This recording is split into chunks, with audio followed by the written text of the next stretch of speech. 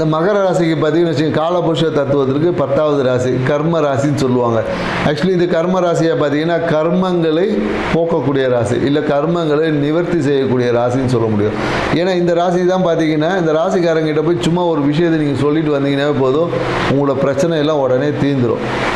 So அதனால் என்னென்னாக்கா மகர ராசிக்காரங்க அடுத்தவங்க பிரச்சனை நீங்கள் கேட்காம, ஏன்னா நீங்கள் என்ன பண்ணுவீங்கன்னா அடுத்தவங்க பிரச்சனையெல்லாம் உங்கள் பிரச்சனையாக நினச்சி நீங்கள் பெரிய பிரச்சனைக்குள்ளே மாட்டிப்பீங்க. இதான் உங்களுடைய பெரிய விஷயம். அதனால் யார் என்ன சொன்னாலும் அது காதுக்கு வெளியோடு நிறுத்திக்கணும், காதுக்கு உள்ளே ஏற்றிக்கிட்டு கூடாது.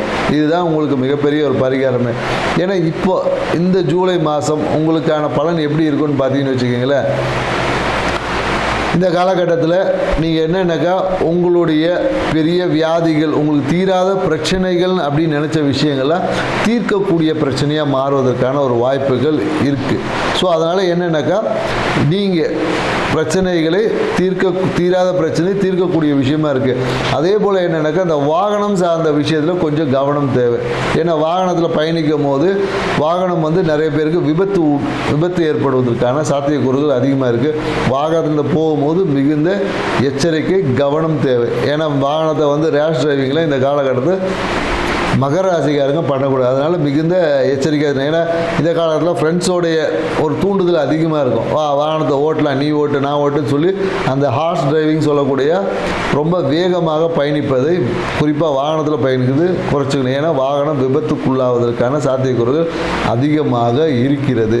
ஸோ மேலும் பார்த்தீங்கன்னு வச்சுக்கிங்களேன், இந்த காலகட்டத்தில் இந்த நரம்பு சார்ந்த விஷயம் சொல்ல முடியும். நரம்பு சார்ந்த விஷயம், இந்த ஸ்கின் அலர்ஜிஸ் சொல்லுவோம் இல்லையா, இது எல்லாமே ஏற்படும். அதாவது என்னென்னாக்கா பெரும்பாலும் என்னென்னாக்கா இந்த மகர ராசிக்காரர் இப்போ ஏன்னா இந்த கொரோனா தொற்றுலாம் வந்துட்டு இருக்கு சொன்னாங்க. இது குறிப்பாக மகர ராசிக்காரர்களுக்கு அதிகமாக பாதிக்கிறதுக்கான ஒரு சாத்தியக்கூறும் இருக்குது. பயப்பட தேவையில்லை, ஆனால் வந்தாலும் சரியாகிடும்.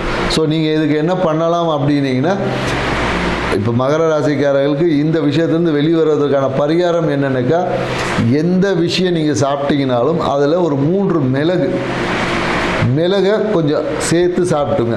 இதுதான் உங்களுக்கு பரிகாரமே. நீங்கள் கொரோனா வந்ததுக்கு நீங்கள் எந்த ஜூஸ் குடிச்சு இல்லை சூப் குடிக்க சொல்லுவாங்க இல்லையா, அது கூட 3 மிளகை நீங்கள் எடுத்து போட்டு சாப்பிட்டு அதை ஜூஸாவோ இல்லை சூப்பாவோ இல்லை கஷாயமாக வச்சு குடிச்சிங்கனாலும் மிளகு சேர்க்க உங்கள் வாழ்க்கை எல்லா நோய்த்தன்மையிலேருந்தும் பிரச்சனையிலேருந்தும் கண்டிப்பாக வெளிவருவீங்க.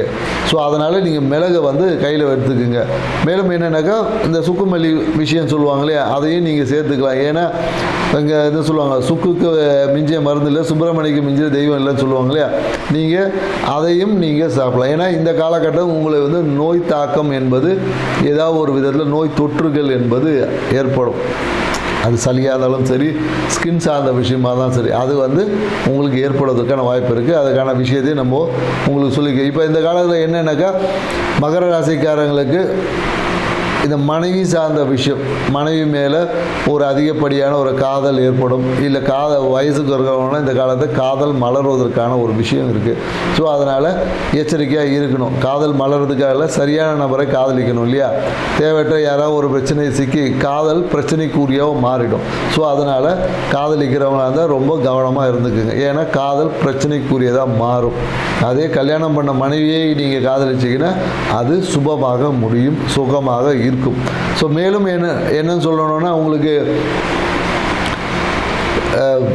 இந்த காலகட்டத்தில் பார்த்தீங்கன்னா இந்த செரிமானம் சார்ந்த கோளாறுகள் வரும். செரிமானம் சார்ந்த பிரச்சனை என்னென்னாக்கா செரிமானத்துக்காக மருத்துவ விரயங்கள்லாம் ஏற்படுவதற்கான வாய்ப்பு இருக்குது.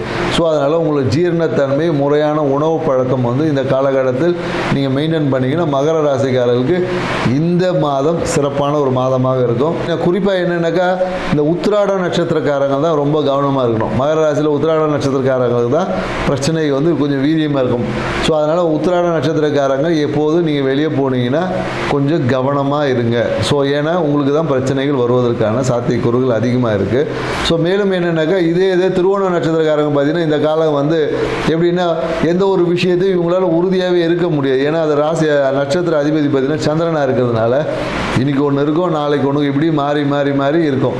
அதே போல் என்னென்னாக்கா அந்த அவிட்ட நட்சத்திரக்காரங்க பார்த்தீங்கன்னா 1-2 பாதங்கள் குறிப்பாக இந்த மகர ராசியில் இருக்கும். ஏன்னா இவங்களுக்கும் பார்த்தீங்கன்னா கொஞ்சம் என்னென்னாக்கா இந்த வீடு சார்ந்த விஷயத்தில் ஏதாவது ஒரு கடன், வீடு சார்ந்த விஷயத்தில் வீட்டை இடித்து கட்டுறது, இல்லை வீட்டை மாற்றி கட்டுறது, இல்லை வாகனத்தில் போய் இடிக்கிறது, இந்த மாதிரியான விஷயங்கள் வந்து அவிட்டம் 1ஆம் பாதம் இருக்கக்கூடிய மகர ராசிக்காரருக்கு ஏற்படக்கூடிய வாய்ப்பு இருக்குது. அதனால் மகர ராசிக்காரர்கள் நீங்கள் வாகனத்தில் அவிட்ட நட்சத்திரம் 1, 2 பாதத்தில் இருக்கக்கூடிய மகர ராசிக்காரர்கள் வாகனத்தில் பயணிக்கும் போது மிகுந்த எச்சரிக்கை உங்களுக்கு தான் கொடுத்துருக்கு. நான் சொல்லுவாங்கள்ல, இந்த மழை காலத்தில் ஆரஞ்சு அலர்ட், க்ரீன் அலர்ட் சொல்கிற மாதிரி உங்களுக்கு வந்து ஒரு ரெட் அலர்ட் கொடுத்துருக்கு. ஸோ நீங்கள் இந்த மாதத்தை கொஞ்சம் கவனமாக பயணிக்கணும்.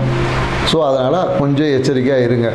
இப்படி இதுக்கு என்ன பரிகாரங்க அப்படின்னு சொல்லி நீங்கள் யோசிச்சிங்கன்னா, ஒன்றுமே இல்லை, உங்கள் வீட்டுக்கு அருகில் இருக்கக்கூடிய விநாயகர் கோயிலுக்கு இல்லை அம்மன் கோயிலையோ ஒரு தேங்காய் உடைத்து விட்டு, இல்லை செவ்வாய்க்கிழமையில் பார்த்தீங்கன்னா கரெக்டாக ஒரு மத்தியானம் 1 மணிக்கு செவ்வாய்க்கிழமையில் வர செவ்வாய் உரை பார்த்தீங்கன்னா கரெக்டாக ஒரு 1 to 2 வரும்.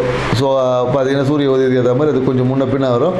நீங்கள் ஒரு 1 to 2 ஒரு தேங்காய் உடைத்து, சதுர தேங்காய் உடைத்தீங்கன்னா இந்த விஷயத்துலேருந்து உங்களுடைய பாதிப்புகளை குறைத்து கொள்ளலாம்.